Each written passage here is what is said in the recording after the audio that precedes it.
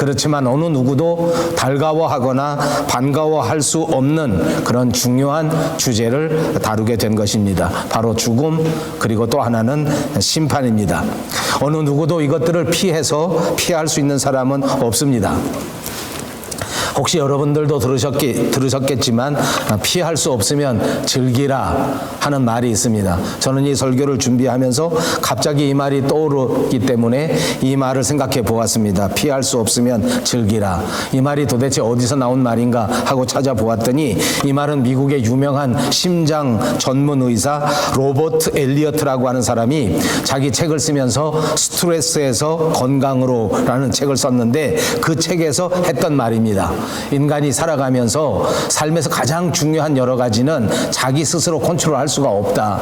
그러니까 우리가 살아가는데 누구에게나 가장 중요한 것은 바로 시간, 세월 이런 것인데 그 세월이 흘러가고 시간이 흘러가는데 이것을 사람이 컨트롤하거나 조정할 수가 없는 것이다. 아무도 이것을 피할 수가 없다.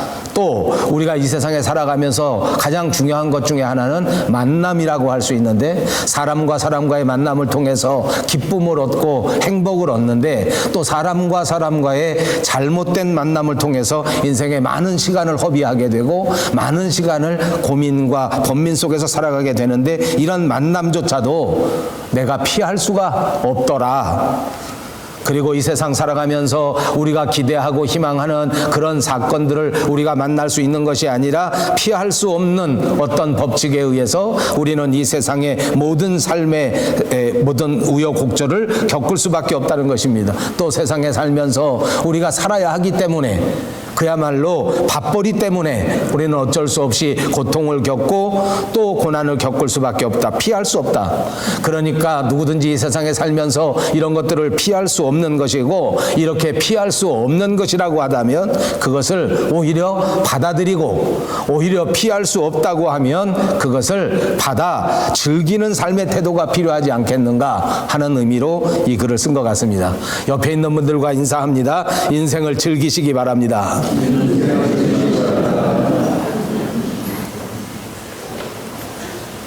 다시 한번 합니다. 인생을 즐기시기 바랍니다. 예, 조국을 떠나서 태평양 바다를 건너 이 밴쿠버 땅에 와서 새로운 삶을 살아가는 저와 여러분, 아무리 생각해봐도 정말 이것은 정말 대단한 일입니다. 우리는 단순히 집에 살다가 이 집에서 저 집으로 이사간 사람들이 아니라 완전히 뿌리를 다시 내려야 하는, 온 가족이 완전히 새로운 경험을 해야만 하는 그런 대단한 결정, 대단한 결심을 가지고 이 땅으로 왔기 때문입니다. 여러분, 밴쿠버로 처음 왔을 때의 그 심정, 그 마음가짐, 그 결심, 그 생각들을 다시 한번 떠올려 보시기 바랍니다. 여러분들은 여기 오실 때 과연 어떤 마음가짐을 가지고 오셨고 어떤 꿈을 가지고 오셨던가 하는 것을 묻고 있는 것입니다. 어떤 분들은 우리 조국의 형편이 너무 어려웠기 때문에 그대로 가만히 앉아 있다가는 이 가난의 굴레에서 내가 도저히 벗어날 수가 없다. 이 암울한 현실에서 나는 인간다운 삶을 살 수 없다 하는 생각을 가지고 좀 더 나은 세상을 위해서, 좀 더 가치 있는 인생을 위해서 커다란 결단을 하고 조국을 떠나 이 땅에 오신 분들이 있습니다. 그런가 하면 그 다음으로는 아마 많은 분들이 자녀들의 교육을 위해서, 자녀들의 미래를 위해서 이 땅을 선택하고 또 이주를 결심한 사람들이 있습니다. 고향을 뒤로 하고 여기까지 오게 된 데에는 이런저런 서로 다른 이유가 있고 이런저런 서로 다른 마음가짐을 가졌고 이런저런 서로 다른 꿈을 가지고 있었습니다. 누구나 큰 꿈을 안고 누구나 새로운 마음가짐으로 조국을 떠나 밴쿠버에 왔을 것은 너무나 분명하지 않습니까? 그러나 여러분, 이 땅에서 살아가면서 현실이라고 하는 것은 또 다른 것이었습니다. 우리는 피하고 싶었지만 피할 수 없는 현실의 높은 벽에 부딪히게 됩니다. 그리고 우리가 부딪힌 이 현실의 높은 벽은 그 벽이 얼마나 높고 얼마나 두터운지 그만 우리가 가졌던 그 새로운 마음가짐이 다 없어져 버리고 우리가 꿈꾸었던 그 높은 꿈도 다 잃어버릴 수밖에 없고 겨우겨우 하루하루 살아가는 데 만족하는 그런 바쁜 처지의 삶을 산 것은 아닌가 하고 생각해 볼 수 있습니다. 그리고 좀 더 안타까운 것은 여기서 이제 새로운 삶을 시작할 때에는 다시는 믿음, 신앙만큼은 놓치지 않으리라. 이제는 이 새로운 삶을 살면서 하나님과 더불어 하나님이 기뻐하시는 믿음의 삶을 살리라 하고 생각하고 결심하고 다짐하고 또 다짐했는데, 그것도 생각지 못한 환경 때문에 믿음을 잃어버리게 하고 믿음에서 흔들리기도 하고 때로는 믿음에서 떨어져 나가게도 만드는 것입니다. 이민 생활이 아무리 힘들고 현실이 아무리 높은 벽이 있다고 할지라도 사랑하는 여러분, 믿음 위에 굳게 서서 결단코 흔들리지 마시기를 주님의 이름으로 축복합니다. 성경에 보면 유대인들도 그랬습니다. 삶의 터전을 옮겨야만 했습니다. 피할 수 없는 현실 때문에 그는 이방인의 땅으로 갈 수밖에 없었고 거기에서 새롭게 뿌리를 내릴 수밖에 없었습니다. 거기서 만나는 현실의 벽은 그야말로 높고 두터웠습니다. 겪을 수 있는 모든 고통을 다 겪었고 그들의 부딪힘은 결단코 승리할 수 없는 어두운 현실 속에 빠져들어갈 수밖에 없는 무거운 현실, 그것이었습니다. 그런 삶의 현실 속에서 또 가정을 책임지고 또 민족을 책임져야 하는 그 엄중한 책임감도 그들을 짓누를 수밖에 없었습니다. 그런 삶을 통해서 이 이스라엘 사람들이, 이 유대인들이 철저하게 깨달은 것이 있습니다. 이 어려운 현실, 이 어려운 이민, 이 어려운 외부의 생활, 이 어려운 이 세상의 모든 삶 속에서 내가 반드시 하나님이라고 하는 그 나무, 하나님이라고 하는 나무 아래 그 시냇가에 뿌리를 내려야만 살 수 있다고 하는 사실입니다. 나무가 시냇가에 뿌리를 내리기로 결정할 때에 드디어 그 어두운 현실 속에서 새로운 소망을 노래할 수 있게 되기 때문입니다. 나무가 시냇가에 뿌리를 내릴 때에 비로소 때를 따라 풍성한 열매를 맺는 나무가 될 수 있다고 하는 사실을 꼭 기억하시기를 바랍니다. 주님 안에서 진정한 삶의 목적을 두고 주님 안에서 진정한 삶의 가치를 발견하게 될 때 저와 여러분 모두가 시냇가에 심은 나무처럼 새로운 삶을 살아갈 수 있고 우리가 시작한 이 이민 생활이 그 많은 어려움 속에서도 반드시 아름다운 열매를 맺게 된다고 하는 사실을 간직하시기를 바랍니다. 여러분, 오늘 본문에서는 이제 죽음과 심판, 그 엄중한 주제를 다루고 있습니다. 이 죽음과 심판은 하나님이 우리 앞에 정해놓으신 것이기 때문에 그 어느 누구도 피해갈 수 없는 것입니다. 그 첫 번째 주제, 죽음을 생각합니다. 여러분, 우리는 죽음에 대해서 전혀 모르는 세 가지가 있다고 합니다. 누구도 모르는 사실은 언제 죽을지 모른다는 것입니다. 또 두 번째로는 어디서 죽을지도 모르는 것입니다. 또 세 번째는 어떻게 죽을지도 모릅니다. 그런가 하면 이 죽음에 대해서 우리가 분명히 아는 것도 세 가지가 있다고 합니다. 그것은 한 번은 꼭 죽는다는 것입니다. 그리고 여러분, 또 우리가 잘 아는 사실 가운데 하나는 죽을 때 혼자서 죽는다는 것입니다. 그리고 죽을 때는 아무것도 가지고 가지 못합니다. 이 사실을 우리가 분명히 알아야 합니다. 이것을 명심하여야 우리가 이 죽음에 대하여 잘 대비할 수 있기 때문입니다. 어떻게 죽음을 준비하면 좋을까? 여러분, 이 말은 우리가 죽음을 준비한다는 말입니다. 죽음을 대비한다는 말입니다. 저희 어머니, 아버지, 그리고 저희 할아버지, 그때 오래된 분들은 죽음에 대해서 준비하실 때에 아주 특징을 보이셨는데 그것이 뭔가 하면 수의를 먼저 준비해 놓는 것입니다. 아주 젊어서부터 수의를 만들어 놓고 얼마나 귀하게 다루시던지 저희 할머니도 그러셨고 저희 어머니도 그러셨습니다. 제가 알기에 아마 한 50년 전서부터 저희 어머니는 수의를 준비해 놓고 한국에서 밴쿠버 오실 때 밴쿠버에서 저 딸 만나러 저 프랑스로 가실 때 꼭 그 짐을 가지고 다니시는데 저는 한동안 그게 뭔지 몰랐습니다. 보여주지도 않으시면서 꼭 싸가지고 가지고 다니시는데 그게 바로 수의입니다. 내가 죽었을 때 자식들이 막 당황해서 어쩔 줄 모르면 안 되니까 이 수위에 꼭 쌓아서 그렇게 태워버려야 귀신이 안 된다. 그런 생각을 가지신 것 같습니다. 뭐 정확하게는 모릅니다만 아무튼 수위를 꼭 준비하는 것이 유행이었습니다. 제가 여기 와 보니까 여기는 또 다른 유행이 있습니다. 그것이 뭐냐면 죽기 전에 재산을 잘 정리해서 유언해 놓는 것입니다. 세상이 얼마나 흉한지 그냥 죽으면 자식들이 재산을 가지고 어떻게 싸우는지 미리미리 잘 정리해 놔야 된다. 내가 죽으면 자식들이 재산 다 가져가고 내 아내는 또는 내 남편은 거들떠도 안 보니까 반드시 죽기 전에 가서 유언을 남겨야 된다. 여러분, 제가 오늘 말씀드리려고 하는 것은 이렇게 수의를 준비하거나 유산을 정리해서 유언을 남겨놓으라는 그런 말은 아닐 것입니다. 여러분, 유명한 기독교 작가 가운데 헨리 나우엔이라고 하는 분이 있습니다. 그분이 쓴 책 가운데 죽음, 가장 큰 선물이라고 하는 책이 있습니다.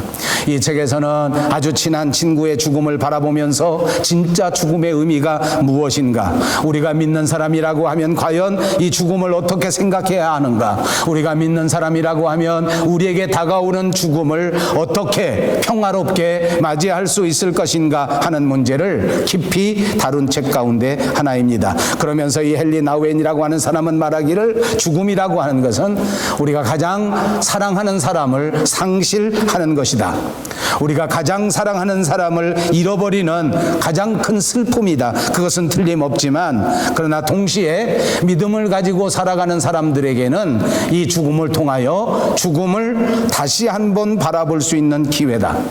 죽음의 의미가 무엇인가 하는 것을 진지하게 생각해 볼 수 있는 기회이다. 그래서 무엇보다도 이 다른 사람의 죽음을 바라보면서 자기 자신의 죽음을 생각하게 된다. 이제는 더 이상 죽음이 저주 그 자체가 아니고, 이제는 더 이상 이 죽음이 부정적인 의미만 있는 것이 아니라 이 죽음을 통하여 내가 어떻게 긍정적으로 하나님께 가까이 갈 수 있는가, 이 죽음이 어떻게 우리 믿는 사람에게 오히려 축복의 선물이 될 수 있는 것인가 하는 것을 발견할 수 있다라고 쓰고 있습니다. 그렇습니다. 죽음은 이렇게 믿는 사람에게 있어서는 또 다른 의미를 갖는 것입니다. 죽음이라고 하는 것은 우리 믿는 사람에게는 믿지 않는 사람들의 의미 그 이상이라는 것을 꼭 기억하시기를 바랍니다. 그러므로 우리는 이런 새로운 시각을 갖기 위하여 지금부터 이 죽음에 대하여 새로운 시각을 준비해야 하는 그 첫 번째가 바로 믿음입니다. 세상 사람들은 죽음을 두려워합니다. 왜냐하면 죽음이 끝이라고 생각하기 때문입니다. 그러나 그리스도인들은 죽음을 두려워하지 않습니다. 왜냐하면 죽음을 통하여 하나님의 나라 천국으로 들어갈 수 있기 때문입니다. 여러분 이거 믿습니까? 죽음을 통하여 천국 하나님의 나라로 들어갑니다. 여러분 천국은 어디입니까? 천국은 도대체 어디에 있는 나라이겠습니까? 여러분 한국에서 우리 밴쿠버 캐나다로 올 때에 사람들은 전부 다 입국하기 위하여 준비하는 것이 있습니다. 어떻습니까? 무엇을 준비합니까? 모두 다 여권을 준비해야 합니다. 모두 다 밸리드한 비자를 준비해야 됩니다. 모두가 다 여행 허가서를 소지하고 들어와야 합니다.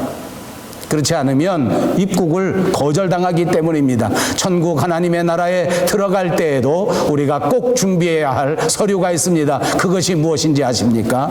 바로 믿음입니다.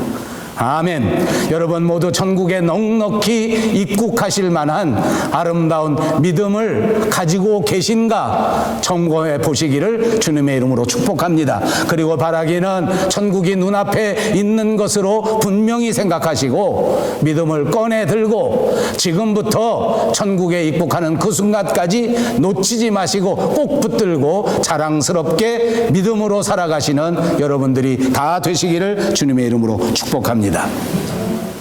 죽음은 육체는 흙에서 왔기 때문에 다시 흙으로 돌아가 썩을지라도 우리의 영혼은 하나님이 성령으로 불어 넣어주셨기 때문에 또다시 천국으로 돌아가서 영원히 살게 되는 것이라고 하는 사실을 기억하시고 꼭 믿음 충만하시라는 축복의 말씀입니다. 또 준비해야 할 것이 있습니다. 그것은 바로 사랑입니다.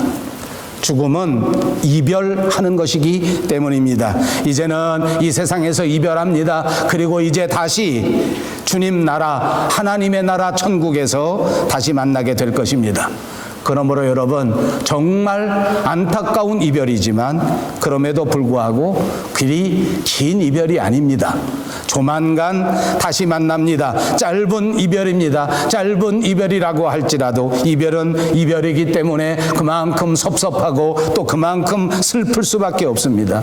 지금 우리가 함께 즐겁게 살고 있는 가족들, 우리가 서로 의지하고 서로 뜨겁게 붙들고 살아가는 모든 가족, 모든 친구, 모든 성도들, 모든 교우들도 조만간 짧은 이별을 할 사람들입니다.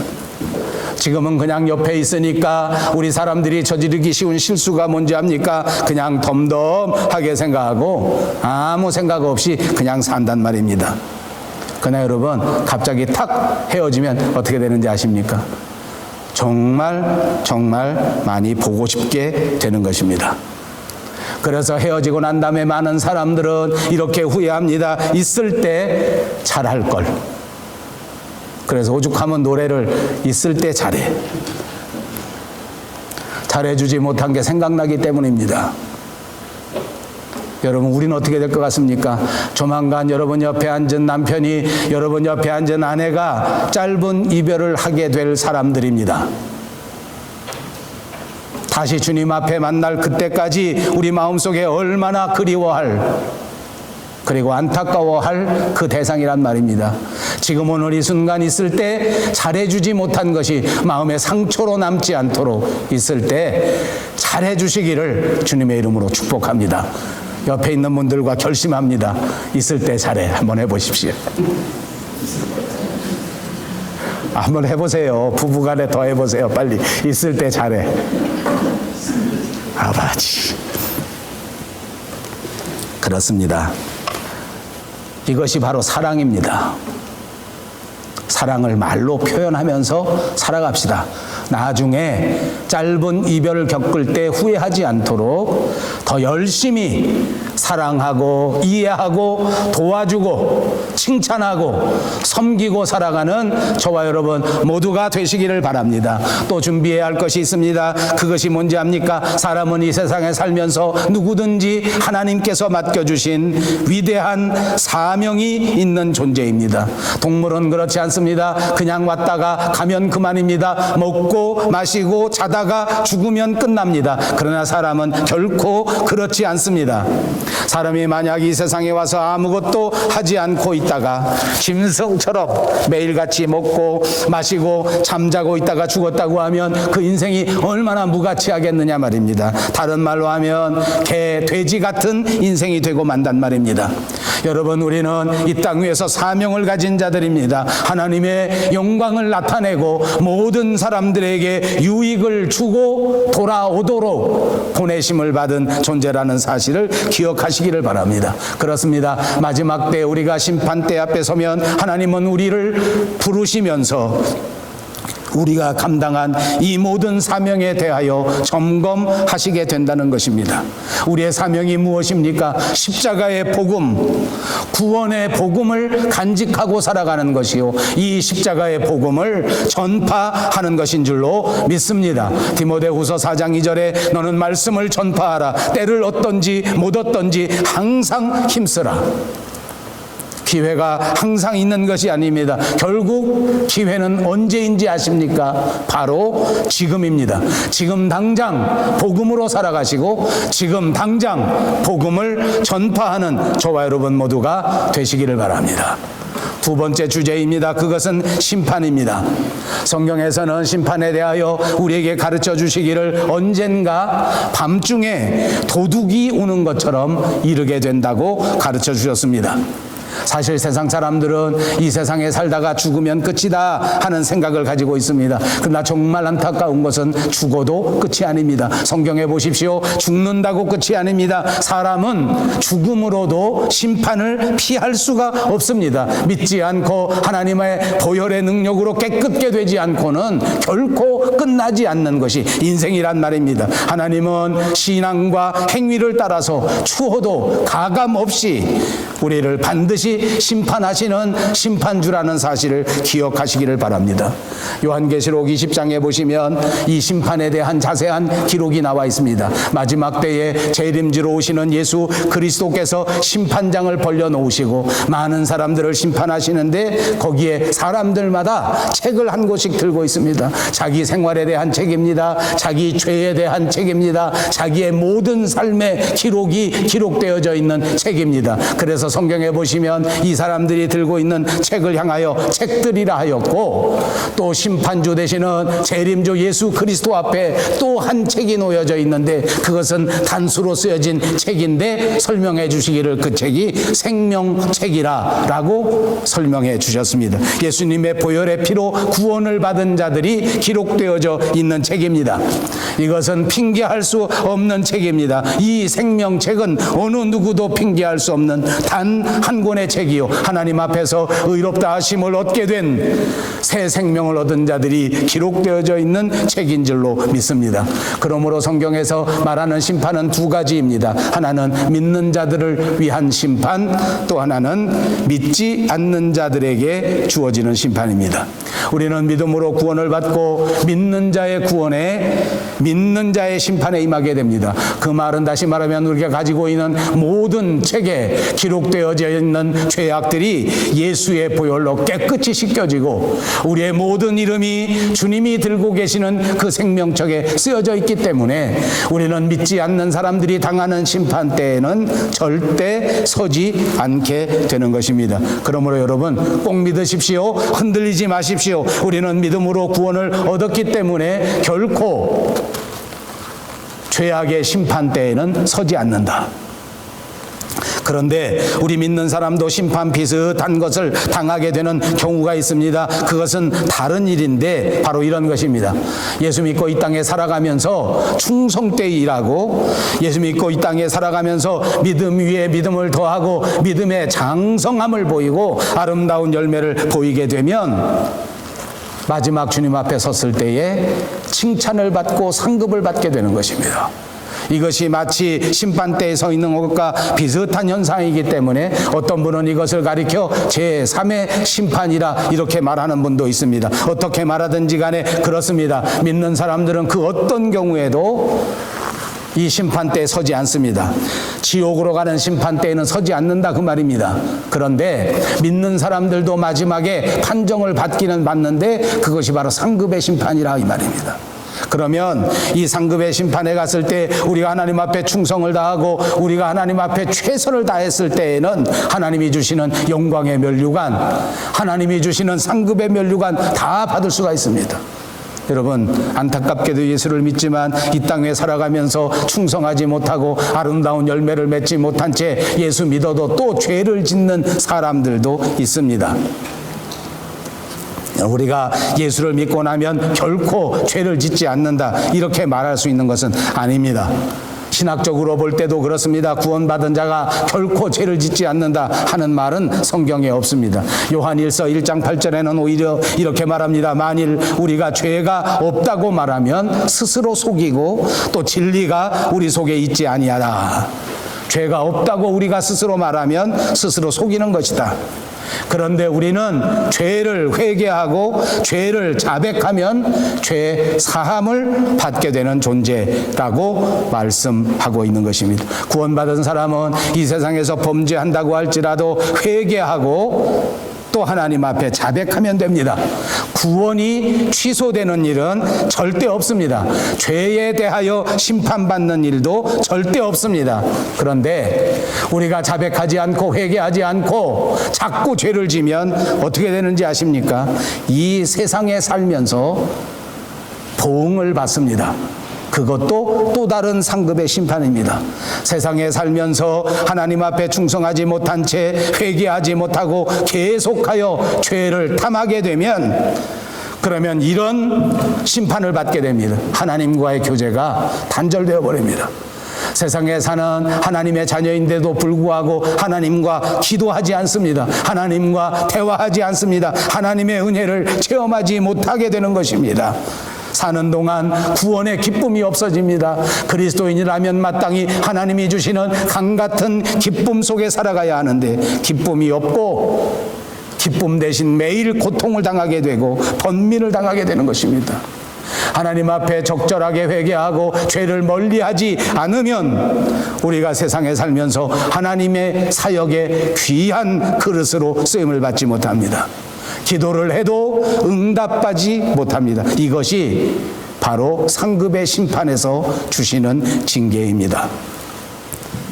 이 말은 다시 말하면 주님을 잘 믿고 봉사하고 전도하고 수고하고 애쓰면 반드시 하나님이 상급을 주셔서 이 땅 위에서도 상급을 주시고 마지막 주님 만났을 때에 면류관을 주신다는 것입니다. 사랑하는 여러분, 하늘나라에서 영원한 상급, 영원한 면류관 받으실 수 있는 여러분 모두가 되시기를 주님의 이름으로 축복합니다.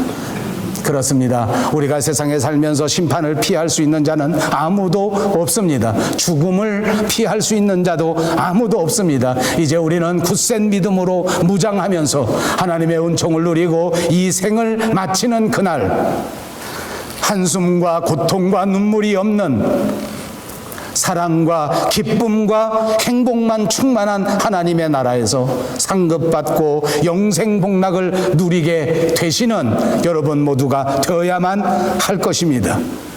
이 세상의 삶은 시작이 있으면 반드시 끝이 있습니다. 주님이 다시 오시면 이 모든 역사는 드디어 끝을 맞이하게 되는 것입니다. 인생이 끝나게 되면 그때는 심판의 날이 다가오는 것입니다. 사랑하는 여러분, 저와 여러분은 이제 2017년 이 한 해를 마지막 보내고 있습니다.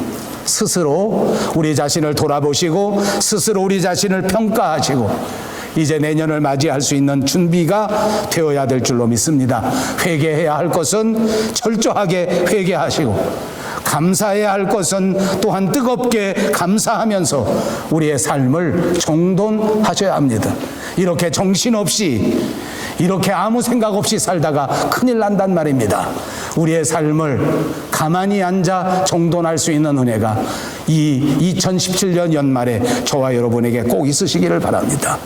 인생 그야말로 잠깐입니다. 우리 시간 그야말로 화살과 같이 빠르게 지나갑니다. 혹시 우리들 가운데 아직 젊은이들, 아직 청년들이 있습니다. 젊은이 여러분, 정말 하나님 안에서 주님의 이름으로 축복합니다. 젊었을 때 하나님 앞에 충성하면서 사십시오. 금방 우리의 모든 젊음이 쇠퇴할 때가 다가오기 때문입니다. 아직 젊었을 때, 아직 기운 있을 때, 아직은 눈에 무엇이 보일 때, 아직은 말할 수 있을 때, 아직 걸어 다닐 수 있을 때, 그때 하나님을 기억하시고 하나님의 은혜를 기억하라고 성경은 우리에게 가르쳐 주었습니다. 이제 한 해를 돌이켜봅니다. 지금 우리를 향해서 몰려오는 것은 계속하여 시간입니다. 마지막을 향하여 이 2017년 또 한 발자국 한 발자국 우리에게 다 다가오고 있는 것입니다. 조금만 있으면 2018년입니다. 하나님을 대한 충성과 하나님에 대한 사랑이 없이 이대로 정신없이 사는 것은 결코 좋은 생각이 아닙니다. 아니, 아주 위험한 생각입니다. 이렇게 계속해서 하나님을 무시하고 살다가는 큰일 납니다.